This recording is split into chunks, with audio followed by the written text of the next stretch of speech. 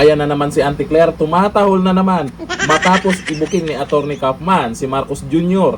dyan sa ICC hearing. Ayon dito sa balita ngayon, huwag nilang idamay si PBBM. Ayon po yan kay Auntie Claire. Mariing iginiit ni si Claire Castro, Palace Press Officer ng administrasyon ni Marcos Jr. na hindi dapat idamay ang Pangulo sa kasong kinakaharap ni dating Pangulong Rodrigo Duterte sa International Criminal Court. Bakit? Ito ay matapos magbitaw ng mabibigat na pahayag ang abogado ni FPRRD na si Attorney Nicholas Kaufman na inakusahan ang kasalukuyang administrasyon ng umano'y pakikialam at pagtatangkang in-neutralize ang pamana ng dating Pangulo. Bakit, Auntie Claire? Hindi ba? Giit ng palasyo, mali umano ang pagbibintang sa Pangulo dahil nagsimula ang kaso sa ICC bago pa man siya maging Pangulo. Auntie Claire, huwag mo nang guluhin yung kwento. Oo, bago naging Pangulo yung mga inilabas na reklamo. Pero kailan nga ba siya pinadala sa ICC? Kailan, Auntie Claire? Storyahe. Ngunit para kay Pangulong Bongbong Marcos, ang kanyang salita ay para sa hangin. At hindi ito makakalimutan ng bayan. Dahil dito pinalalabas ng depensa na hindi umano tumutupad sa pangako ang kasalukuyang administrasyon. Sinungaling nga yun. Diba yun din ang sabi ni Lenny? Sinungaling? Tama ba, mga pink ina? Sabi din ng nanay Lenny nyo, sinungaling si Junior. Pero ngayon, anyari, mukhang magsanib puwersa.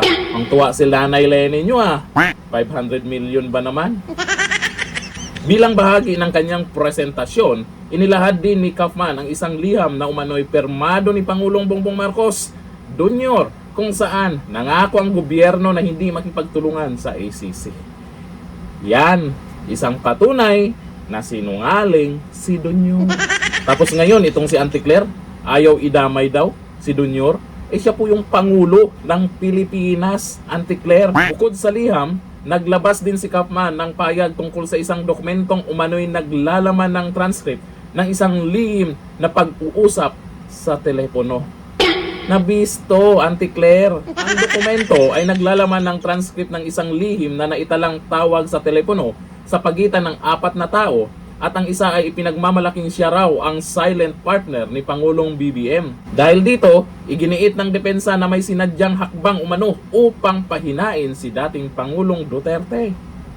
Agad namang itinanggi ng Malacanang ang mga aligasyon ni Kaufman. Siyempre, asahan po natin yan, alangan naman aamin sila.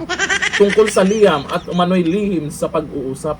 Giit ni Castro, walang katibayan ang mga paratang at bahagi lamang ito ng estratehiya ng depensa. Meron ngang nirepresentang ebidensya, Auntie Claire. Kung mag-aaw-aw ka dyan, sabagay, asahan naman natin yan. Kahapon pa lang, matapos magsalita po dyan sa ICC hearing si Kaufman, ito po ang inaabangan kung ano yung sasabihin mo, Auntie Claire. Inaasahan naman niya na sasagot ka. At eto, todo depensa siya. Ayon dito sa mga nag-comment, Auntie Claire, sabi ni Maria Lee Locero, remember the group effort, Auntie Claire? Baka nakalimutan mo, Auntie Claire, yung inamin nilang group effort. Sabi ni Ging, tapos na mention na at buong mundo na nakakarinig. Oo, sikat na sikat si Marcos Jr. Siyempre, laman ng balita yan, lalo sa mga foreign media. Kung ano yung galawan ng Pangulo natin ngayon, bistado na. Umpisa pa lang yan, Auntie Claire. Sa bagay, tatamaan pa kaya ng hiya si Junior diyan sa pinagagawa niya? Kahit anong pinagyayaw-yaw mo dyan, Auntie Claire, alam na ng karamihan kung ano ang katotohanan. Dahil dito, sa ICC, lalo nyo lang pinapalakas ang mga Duterte sa taumbayan. Kasi yung ginawa ni dating Pangulong Duterte, para po yun sa kabataan. Abay, aasahan natin yan.